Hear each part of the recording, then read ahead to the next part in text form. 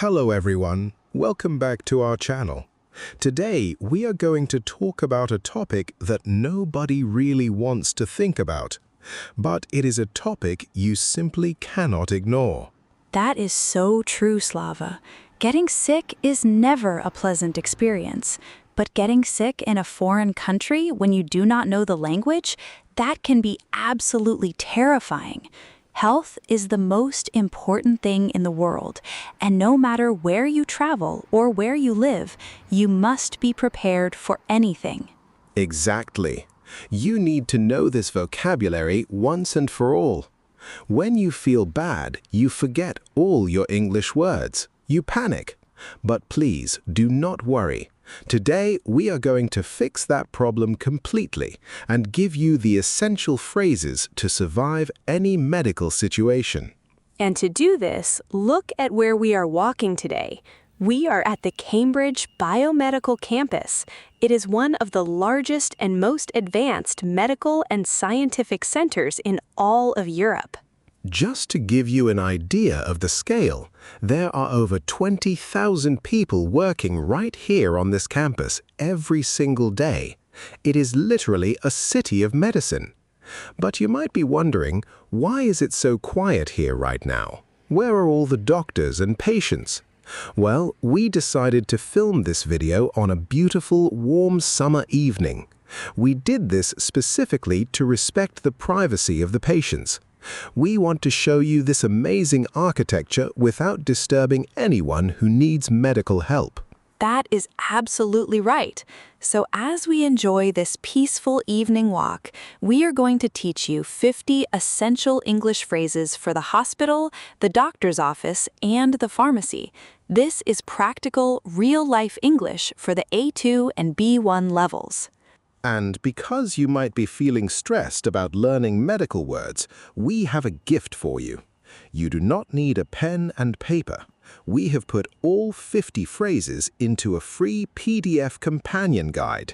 Just click the link in the description below, download your free medical cheat sheet, and keep it on your phone forever. If you ever get sick abroad, this file will save you. All right, Slava, let's start at the very beginning. How do we see a doctor? Well, in some countries, you can just walk into a hospital and wait in line. But in the UK or the US, it's different. Victoria, I can't just call the clinic and say, "Hello, I want a meeting with the doctor," right?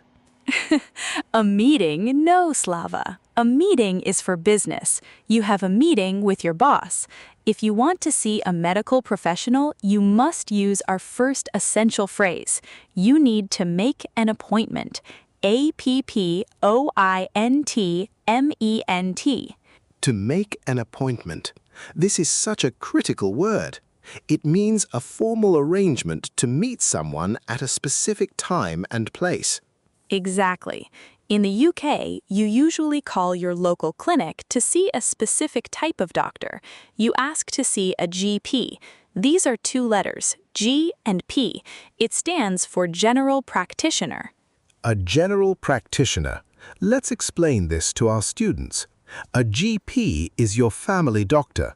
It is the first doctor you see for normal problems like a cold, a stomachache, or a fever. They check you first. Precisely. So you pick up your phone, call the clinic, and use this polite phrase, "I'd like to book an appointment to see a doctor." I'd like to book an appointment. Okay, I am the receptionist on the phone. Ring ring. Hello, clinic. What seems to be the problem? Is it an emergency? Stop right there. Guys, is it an emergency is a critical question. An emergency means a very dangerous, life-threatening situation. For example, a car accident or a heart attack. If it is an emergency, you do not call the clinic. You call an ambulance. Yes. So if you just have a normal headache or a cough, you say, "No, it is not an emergency." And then you need to explain how you feel. The most basic A1 phrase is, "I feel sick," but we want to sound better. What should our viewers say, Victoria?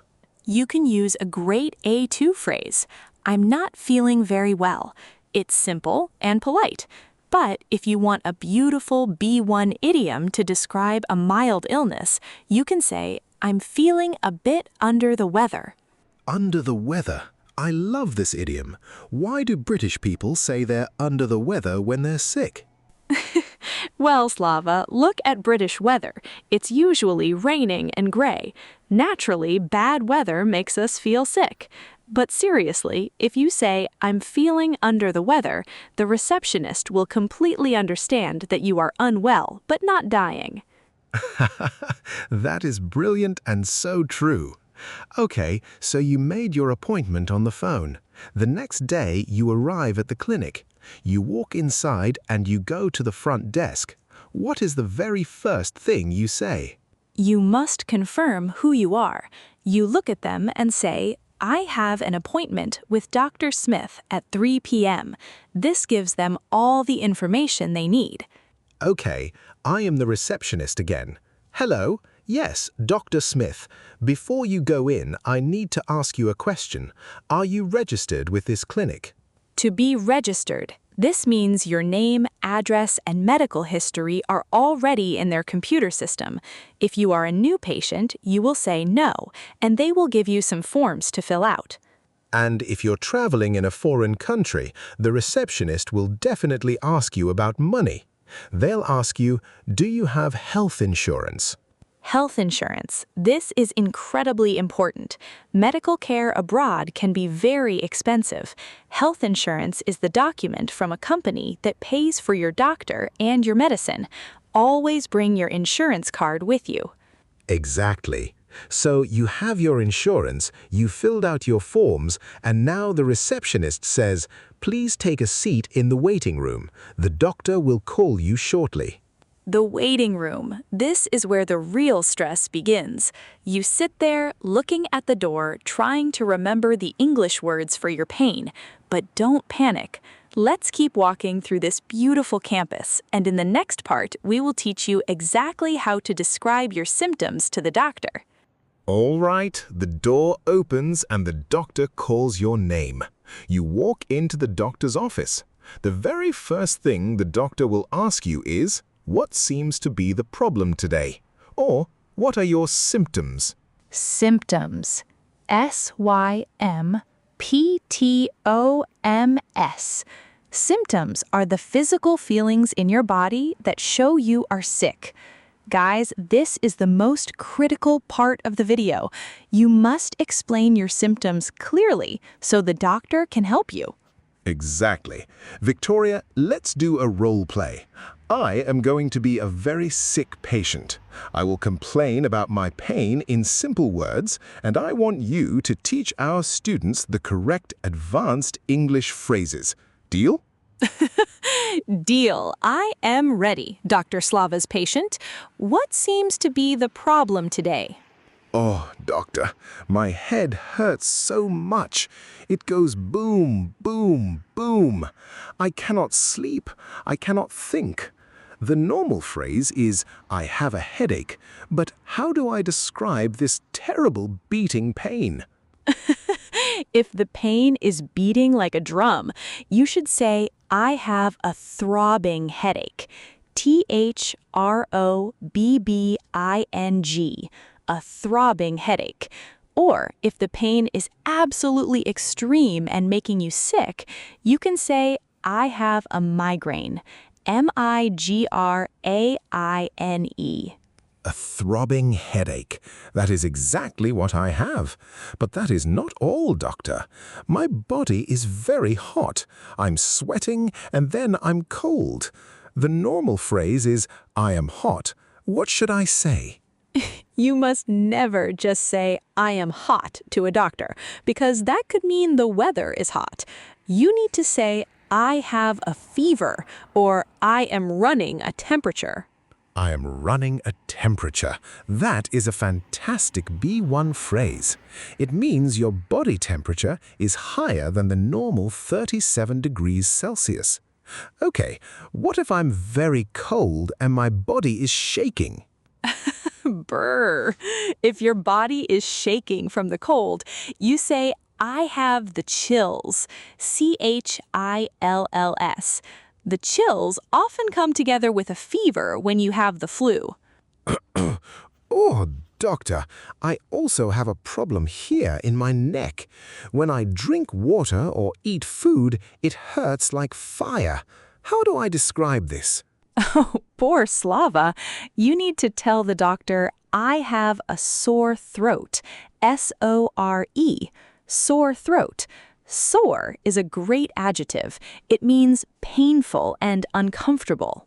Yes, and you can use the word sore for other parts of your body too. If you go to the gym and lift heavy weights, the next day you can say, my muscles are sore. Exactly. Okay, patient Slava, you have a fever, the chills, and a sore throat. Do you have any problems with your nose? Yes, I cannot breathe through my nose.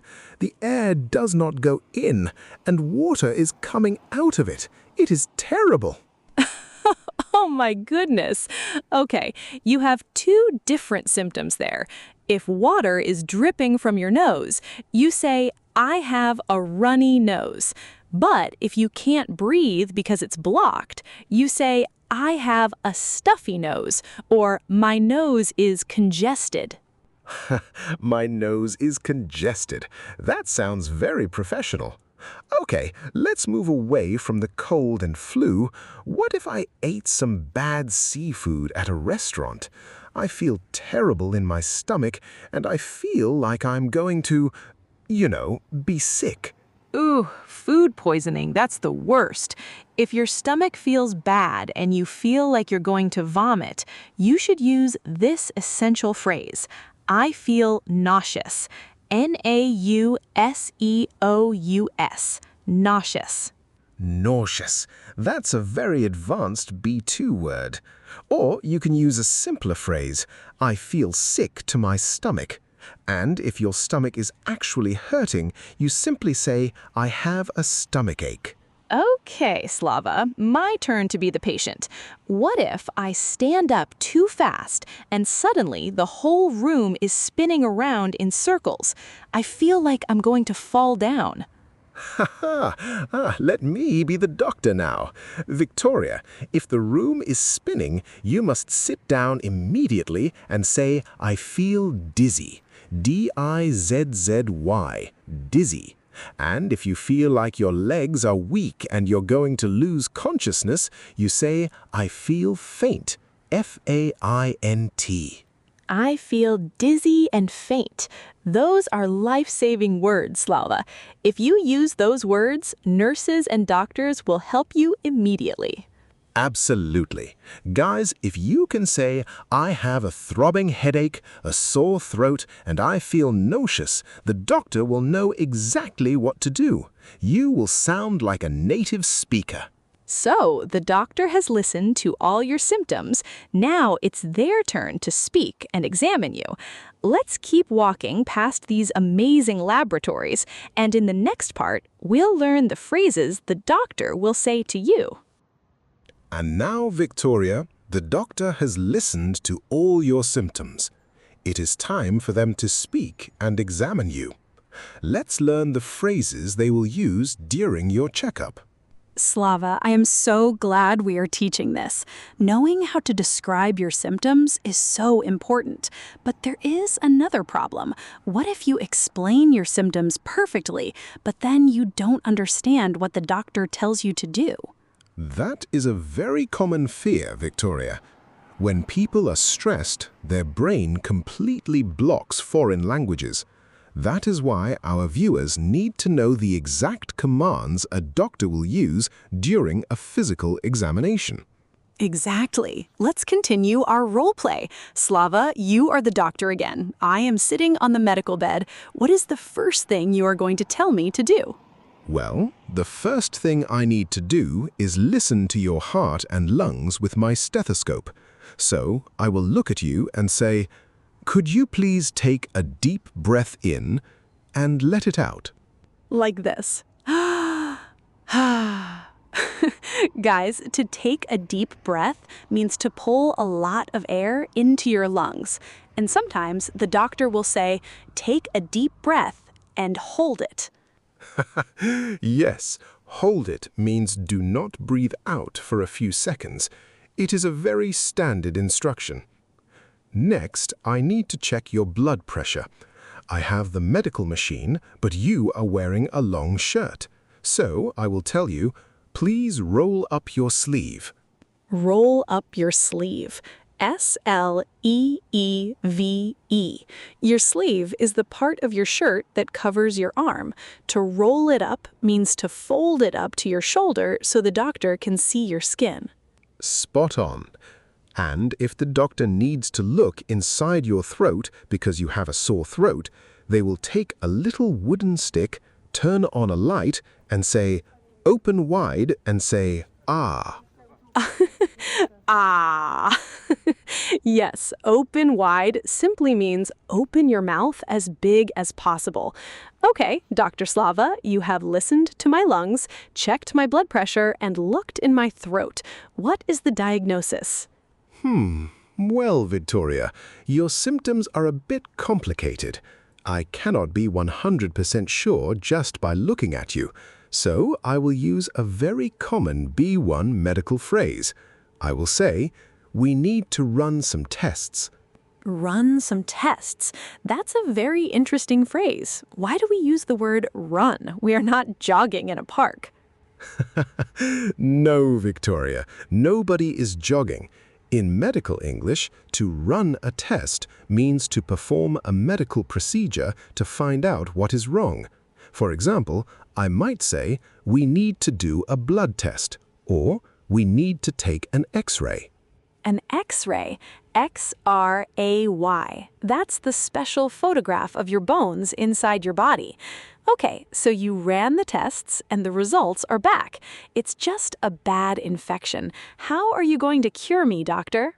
I will write something down on a piece of paper for you. I will say, I'm going to write you a prescription. P-R-E-S-C-R-I-P-T-I-O-N. Prescription. Guys, this is one of the most important words in the entire English language when you're sick. A prescription is an official piece of paper from a doctor that allows you to buy strong medicine. Exactly. In the UK, USA, and Europe, you can't just walk into a shop and buy antibiotics. It's illegal. You must have a prescription from a registered doctor. Okay, so I have the prescription in my hand, but wait, doctor, how many pills do I take and when do I take them? I don't want to make a mistake. Excellent question. The doctor will always give you clear instructions. For example, I will say, take 2 tablets 3 times a day after meals. Take 2 tablets 3 times a day after meals. This is very standard. A tablet is a small, solid piece of medicine. Sometimes we call them pills, P-I-L-L-S. And after meals means you must eat food first so the medicine doesn't hurt your stomach.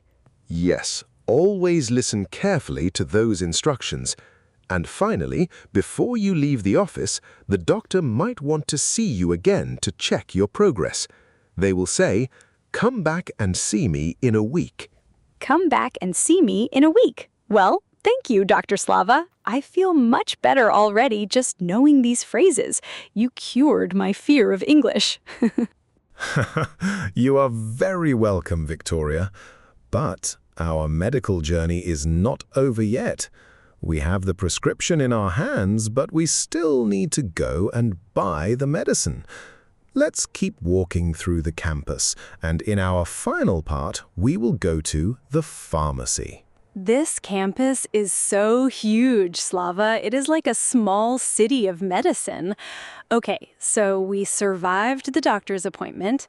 We have our official piece of paper. Now, where do we go to buy the medicine?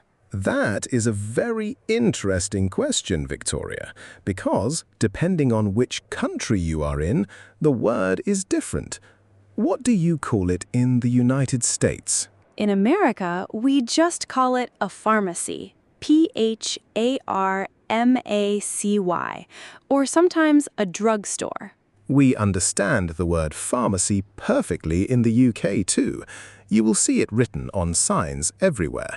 However, British people also use a much older, very traditional word. We often say we are going to the chemists. Chemists.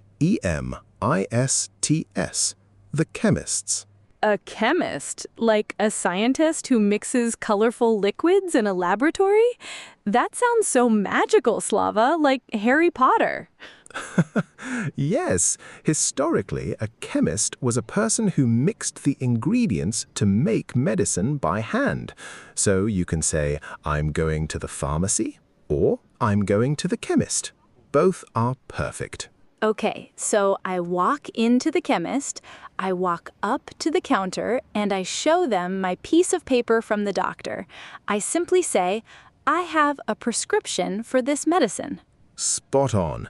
And the pharmacist will take the paper, look at it, and say, I will get this ready for you. It will just be a few minutes.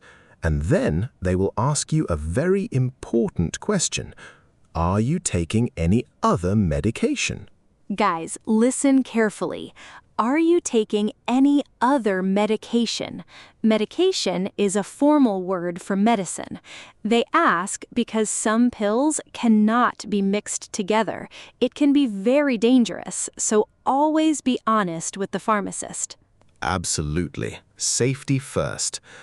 Now, Victoria, what if you do not have a prescription? What if you just have a small headache, or maybe your eyes are red because of the flowers and trees in the spring? Oh, allergies. Yes, I hate the spring sometimes. In that case, you do not need a doctor. You just walk into the pharmacy and ask, do you have anything for an allergy? Or if you are in the UK, you might ask, do you have anything for hay fever? Hay fever. Hayfever. This is the very common British phrase for an allergy to pollen from grass and trees in the spring. It gives you a runny nose and itchy eyes. Yes, you can use that structure for anything. Do you have anything for a headache? Or do you have anything for a stomach ache? And the pharmacist will give you what we call over-the-counter medicine. Over-the-counter. This is a brilliant B2 level phrase. It means medicine that you can buy freely, directly over the shop counter without a doctor's permission. For example, vitamins, cough drops, or painkillers. Painkillers. Painkillers. I love how logical English is. It's a pill that literally kills the pain. Can I get some painkillers, please? Yes, but be careful. Before you buy any new medicine, especially in a foreign country, you should always ask one final critical question. You must ask, are there any side effects? Side effects. This means the extra negative things the medicine does to your body. For example, maybe the pills kill your pain, but they make you feel incredibly sleepy or dizzy. You need to know this before you drive a car. What a fantastic piece of advice, Victoria. Well, my friends, look at us. We booked an appointment, we described our symptoms perfectly to the doctor, we got a prescription, and we bought our painkillers at the chemist. We survived the medical system. You did an amazing job today. If you use these 50 advanced phrases, you will never panic at the hospital again. You will sound confident, clear, and native. But now we want to hear from you. We have an international family watching us today. Go down to the comments section and tell us, have you ever been to a doctor or a hospital in a foreign country? Yes, tell us your story. Was it scary? Was it easy? Did they understand your English? Write your story in the comments below. We read and answer every single comment. And please do not forget to click the link in the description to download your free PDF companion guide. It has all the medical words we studied today, so you can save it on your phone and travel safely. Thank you so much for walking with us this evening through this amazing biomedical campus. If this video helped you feel more confident, please give it a big thumbs up. And hit that subscribe button to join our family. Keep practicing, stay healthy, and never stop learning. We'll see you in the next video. Stay healthy, everyone. Bye-bye. Take care. See you later, guys.